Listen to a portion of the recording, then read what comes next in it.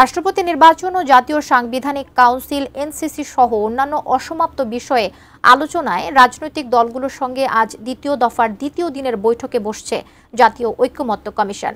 রাজধানীর foreign service একাডেমিতে এই বৈঠকের এখানে আছেন আসলে জায়গাতে আছেন আমাদের সহকর্মী মহসিন কবির। আমরা বিস্তারিত জানতে তার সঙ্গে যুক্ত হচ্ছি। মহসিন কবির, আলোচনায় কি কি বিষয় প্রাধান্য পেতে পারে কিছু জানতে পেরেছেন কিনা, সার্বিকভাবে সেখানকার পরিস্থিতি জানাবেন। দ্বিতীয় দিনের আলোচনা শুরু হবে কিছুক্ষণের মধ্যেই, এটি শুরু হওয়ার কথা রয়েছে। 11টায় যদিও টাইম দেওয়া ছিল। কিছুক্ষণ আগে বিএনপির স্থায়ী কমিটির সদস্য সালাউদ্দিন আহমেদ তিনি প্রবেশ করেছেন তার টিম নিয়ে, এবং জানেন যে গতকাল সব থেকে আলোচিত ছিল যে জামাতের যে এই ঐকমত্য কমিশনে যে আজকে গতকালের যে বৈঠক সেটি জামাত বয়কট করেছিল, তো সেটি বেশ আলোচিত ছিল। ঐকমত্য কমিশনের সহসভাপতি সেটি নিয়ে কথা বলেছেন, প্রধান উপদেষ্টার প্রেস সচিব তিনিও কথা বলেছিলেন, এবং তারা গতকাল বলেছিলেন যে আজকে জামাত এই বৈঠকে অংশগ্রহণ করবে। তো সেটি আমরা দেখছি যে সকাল 11টার আগেই জামাত ইসলামের 3 জন প্রতিনিধি তারা এসছেন, এবং তার মধ্যে রয়েছেন জামাত ইসলামের নায়েবে আমির আবদুল্লাহ মোহাম্মদ তাহের, রয়েছেন রফিকুল ইসলাম খান এবং হামিদুর রহমান আজাদ। এই 3 জন আজকের এই ঐকমত্য কমিশনের বৈঠকে অংশগ্রহণ করেছেন, এবং বিএনপির প্রতিনিধিরাও অংশগ্রহণ করেছেন, এবং এনসিপির যিনি আহ্বায়ক নাহিদ ইসলাম তাকেও দেখেছি, তিনিও এসছেন। গতকাল যদিও নাহিদ ইসলাম ছিলেন না, আজকে তিনি এসছেন, গতকাল তাদের টিম ছিল।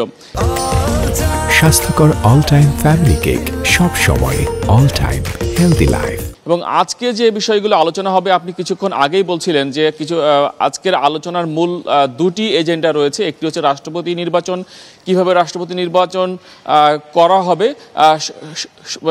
সেই বিষয়টি, এবং আরেকটি বিষয় রয়েছে যে এনসিসি গঠন, অর্থাৎ ন্যাশনাল কনস্টিটিউশন কাউন্সিল, যেটা এনসিসি বলা হয়, সেটি গঠন করার ব্যাপারে। এবং এই দুটির ব্যাপারে ঐকমত্য কমিশনের যে আলাদা প্রস্তাব রয়েছে সেই প্রস্তাবের উপর আলোচনা হবে। এবং এর আগে রাজনৈতিক দলগুলো যে ঐকমত্য কমিশনের যে প্রথম ধাপে যে কয়েক দফা বৈঠক হয়েছিল সেই বৈঠকে তাদের মতামত দিয়েছিল, এবং বড় যে 3টি রাজনৈতিক দল কিংবা গণ অভ্যুত্থানের পরে যে বড় 3টি রাজনৈতিক শক্তি বলা হচ্ছে যে বিএনপি, জামাত এবং এনসিপি, তাদের মতামত তারা আগেই দিয়েছিলেন, এবং আজকে আসলে এইটার ব্যাপারে একেবারে সুনির্দিষ্টভাবে তারা কি মতামত দেন তার উপর যেহেতু জাতীয় সনদ তৈরি হবে, সেজন্য স্পষ্টভাবে তাদের মতামত, এবং একই সঙ্গে সবগুলো দল যেহেতু থাকবে সবার সামনে সবাই তাদের মতামতগুলো বলবেন, এবং সেখান থেকে আসলে এক ধরনের ঐকমত্য হবে। এবং গতকালের ঘটনা যদি বলি, গতকালে বেশ কিছু বিষয়ে সিদ্ধান্ত হয়েছে। বিশেষ করে জানেন যে সংস্কার প্রস্তাবনা নিয়ে বলা হচ্ছিল যে সংস্কার প্রস্তাবনা শেষ পর্যন্ত